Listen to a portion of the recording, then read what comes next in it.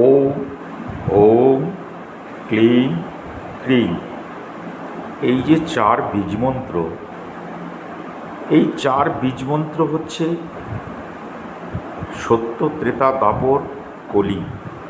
চার যুগের যত মহাপুরুষ জন্মেছেন, কাউকে দিয়ে প্রকাশ্য প্রচারে এই বীজমন্ত্রের আদেশ মা দেননি কাউকে। এই চার বীজমন্ত্রের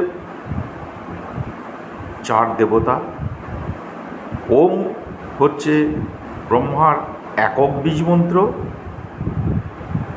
ওম উচ্চারণটা দুরকম হয়, একটা হচ্ছে ওম অ হস্যৌ ম, আর এটি হচ্ছে ওম, কেবলমাত্র ওম,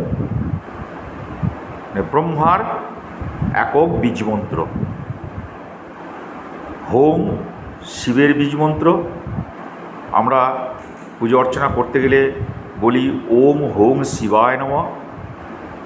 ক্লিং হচ্ছে নারায়ণের বীজমন্ত্র, আর ক্রিং হচ্ছে কালীর বীজমন্ত্র। এই চার বীজমন্ত্র গুরুদেব সুন্দরভাবে ব্যাখ্যা করে গেছেন, আপনাদেরকে দেখিয়েছি। আশা করি ভালো লেগেছে। জুবিলার মহাশ্মশানে 10 দিন 10 রাত, 4 হাত দৈর্ঘ্য 3 হাত প্রস্থ, 4 হাত গভীরতার মধ্যে বায়ুশূন্য অবস্থায় থেকে বাঁশ, খড়, কাদা দিয়ে উপরটাকে বায়ুশূন্য করে দিয়ে উনি যে বীজমন্ত্র পেয়েছিলেন ওম আর ক্লিং, এই দুই বীজমন্ত্র পান, মা গুরু হয়ে দীক্ষা দেন। আর দুই বীজমন্ত্র হোং আর ক্রিং বর্ধমানের আশ্রমেতে এই বীজমন্ত্র গুরুদেব পান। সরলীকরণ করার জন্য এই বীজমন্ত্রকে ওম হোম ক্লিং ক্রিং রূপে উনি দীক্ষা দিয়ে যান, নাম প্রচার করে যান। এটাই আমাদের বীজমন্ত্রর, এই বীজমন্ত্রর দ্বারাই আমাদের নাম, এই বীজমন্ত্রই আমাদের জপ। এক সময়তে এই ওম বীজমন্ত্র ব্রাহ্মণ ছাড়া আর কারোর উচ্চারণের অধিকার ছিল না, কিন্তু গুরুদেব বললেন যে এই বীজমন্ত্র সমভাবে সমরূপে সব শ্রেণীর মানুষ এই বীজমন্ত্রকে জপ করতে পারবে, এই বীজমন্ত্রকে প্রচার করতে পারবে, এই বীজমন্ত্র দীক্ষা নিতে পারবে। এমনকি ব্রাহ্মণের বাড়ির মহিলাদেরও এই ওম শব্দটি উচ্চারণ করা নিষিদ্ধ ছিল। আপনারা জানবেন,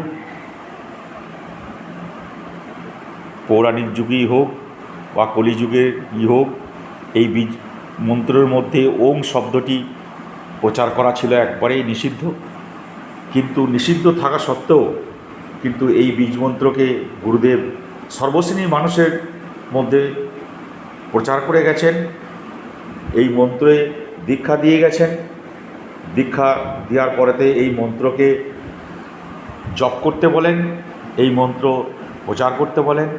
তাই আপনাদেরকে বিভিন্ন আশ্রমে, গুরুদেবের যে 6টা আশ্রম রয়েছে, সব আশ্রমেই আপনাদের ক্রিয়াকলাপগুলো দেখাবার চেষ্টা করছি। আশা করি আপনাদের খুব ভালো লাগবে। যেখানেই ইউটিউবে ওম হোম ক্লিং ক্রিং স্বামী অভয়ানন্দ গিরি আশ্রমের ব্লগ পাবেন, আপনারা অবশ্যই সাবস্ক্রাইব করে দেবেন, কারণ এটা আপনাদের জন্য। আসুন এই আশ্রমগুলোকে দর্শন করুন। জীবনে যদি কিছু প্রাপ্ত করতে হয়, এই বৈদিক মন্ত্র প্রাপ্ত করুন, এই মন্ত্র জপ করুন, এই মন্ত্রের দীক্ষা নিয়ে আপনি আপনার জীবনকে ধন্য করুন। কোথাও পাবেন না। হিমালয় পর্বতমালা থেকে কাশ্মীর থেকে কন্যাকুমারিকা, আর গুজরাতের কচ্ছ থেকে অরুণাচলের বর্ডার পর্যন্ত আপনি ভারতবর্ষের যে কোনো প্রান্তে ঘুরে বেড়াবেন, এই বীজমন্ত্র আপনি কোথাও পাবেন না।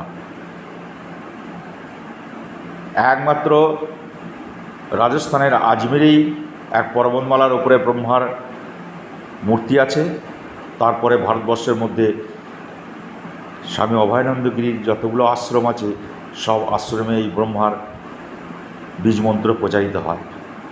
কেবল 4টি আশ্রমের 4 মূর্তি আছে, সেটা হচ্ছে বর্ধমানের আশ্রম তেলিপুকুর সদরঘাটে, দ্বিতীয় নম্বর হচ্ছে জুবিলা আশ্রম, তৃতীয় নম্বর হচ্ছে ওনার জন্মস্থান নারুগ্রামে, আর 4 নম্বর হচ্ছে ত্রিবেণীর ঝাউতলা ঘাটে, সপ্তঋষি ঘাট ঝাউতলা আশ্রমে। তাই আপনাদেরকে যেভাবেই এই আশ্রমে প্রচার করুক, সঠিক বর্ণনা সঠিক জ্ঞানটা সবার কাছ থেকে শুনতে পাবেন না, সবার কাছ থেকে জানতে পারবেন না।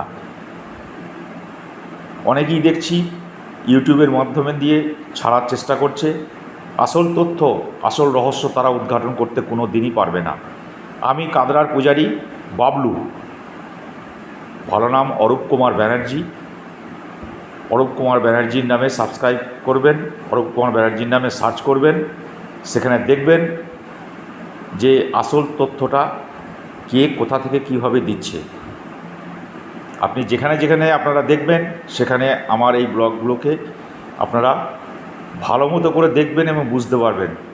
বর্তমান প্রজন্ম তারা অনেকেই জানে না, বর্তমান প্রজন্মের অনেকেই গুরুদেবকে দেখেননি, তার প্রস্তর মূর্তিই দেখেছেন, ভক্ত বাবাকেও দেখেননি। স্বামী অভয়ানন্দগিরি পরমহংসদেবকে তো অনেক দূরের ব্যাপার। বর্তমান প্রজন্মের কথা বলছি, আমরা যারা রয়েছি আমাদের সমবয়সী বা আমাদের থেকে যারা বয়স্ক রয়েছেন তারা দেখেছেন চিনেছেন জেনেছেন। সুতরাং এই কথাটাই আপনাদেরকে বলবো। স্বামী সর্বানন্দগিরি মহারাজ রয়েছেন, স্বামী সরলানন্দগিরি মহারাজ রয়েছেন, আর ত্রিবেণী আশ্রমের এখন রয়েছেন জয়ানন্দ মহারাজ। তো এইভাবেই আশ্রম চলছে, এইভাবেই আশ্রমের দেবদেবীর পুজো অর্চনা চলে আসছে, উৎসবও চলে আসছে। আগামী অমাবস্যায়, চৈত্র মাসের অমাবস্যায় কাদরা আশ্রমে উৎসব হবে। আপনাদের সকলকে আসার জন্য অনুরোধ রইল। ওই আশ্রমটিও দেখুন। এরপরে 1 মাস পরে গোপালপুরের হবে, কাদরা আশ্রমের 1 মাস পরে গোপালপুর। কাদরা আশ্রম এবং গোপালপুরের আশ্রম, এই দুটি আশ্রম হচ্ছে সেখানকার মানুষের চাহিদার্থে, সেখানকার মানুষের অনুরোধে গুরুদেব এই দুটি আশ্রমকে তৈরি করে যান। বাকি ওনার 4টে আশ্রম, সত্য তেতা দাপর কলি, এই 4 যুগের আশ্রম ওনার। ধন্যবাদ, আশা করি খুব ভালো লাগবে আপনাদের শুনে। আমি আপনাদেরকে বিভিন্ন ব্যাখ্যান হিসেবে নানা রকমের ঘটনার কথা তুলে ধরব। আশা করি আপনাদের খুব ভালো লাগবে। ধন্যবাদ জানালাম, আজকে এখানেই রাখছি।